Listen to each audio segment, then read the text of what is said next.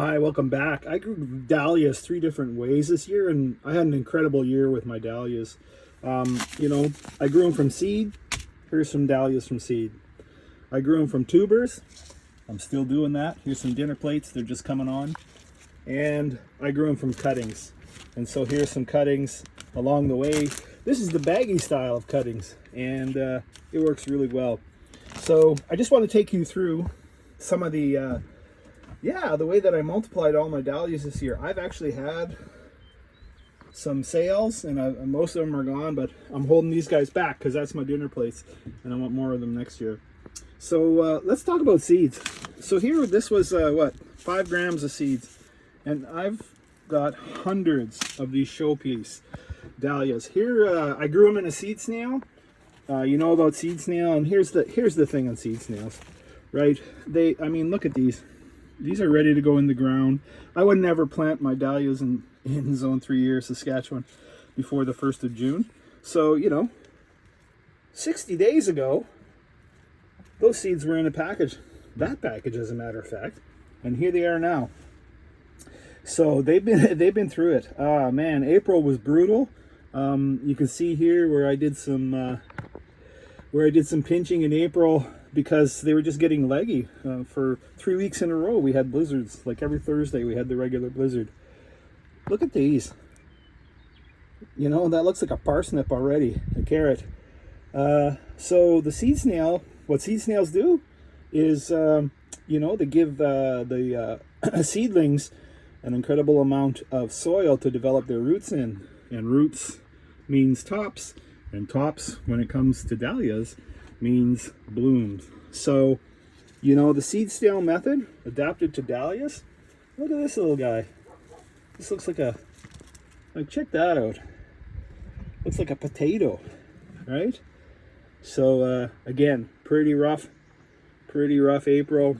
May was better, but then we had a heat wave, and you can see the burning on the leaves here. That just happened like 4 days ago. We had the hottest May stretch ever in this little town. So that's the first method, growing from seeds. I got some other videos that show you about that. And then, these either go into pots, which I got up here. So I've got, these are show pieces. These have been kicking around for a while. And I could not keep ahead of the heat last week, but I got them through.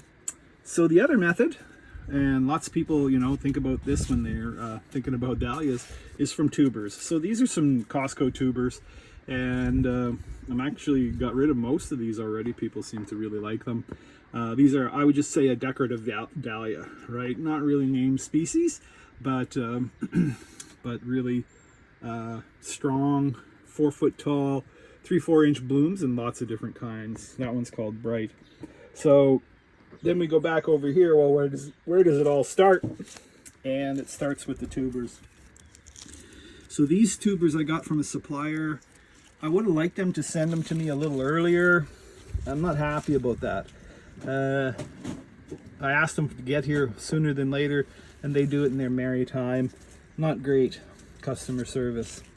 I gotta try and work around that next year. So this is a tray. I think it's an old milk bottle tray or something like that. Perfect for mass planting these things, getting them going. So these are dinner plates, and I'm going to hang on to these for more multiplication of my dahlias. So that's method number 2, I guess, straight up. And most people are pretty familiar with growing dahlias from tubers. The third method is, of course, cuttings. And these are just a few cuttings that I have, stragglers that I have left. I did lots of cuttings this year, and I like the baggy method. So you cut them, put a little rooting hormone on. I did an experiment with and without. They definitely rooted better with root hormone. So, these guys are ready either for a pot or the ground. This is the story of April, right? So I put this bag together in April, and they got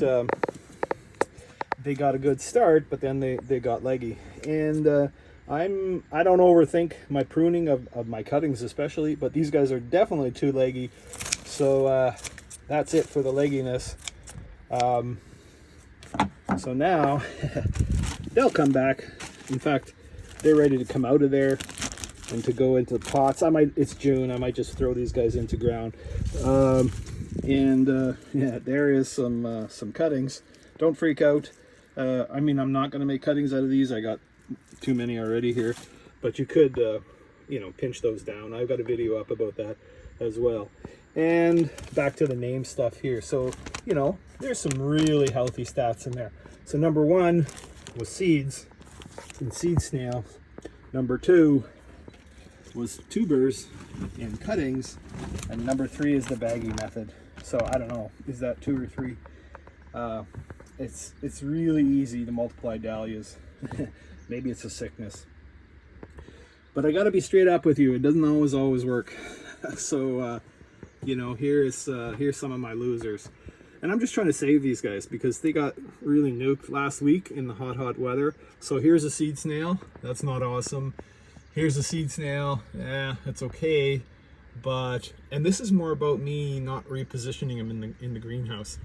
And that tells you if you can't keep up with what you're doing, you're probably up to your limit of what you should be growing. That's what I think. So you know, it's not set it and forget it. You got to keep going with them. So that's a seed snail. That's a seed snail. But this is what you're looking for in a seed snail. Did I say seed snails are awesome?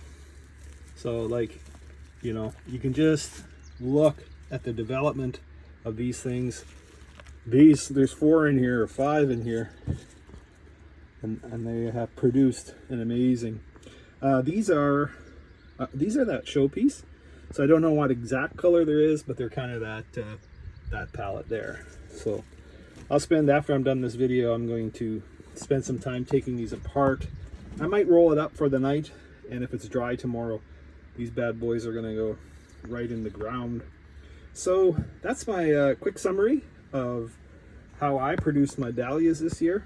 You know, you win some, you lose some, but try and multiply your dahlias.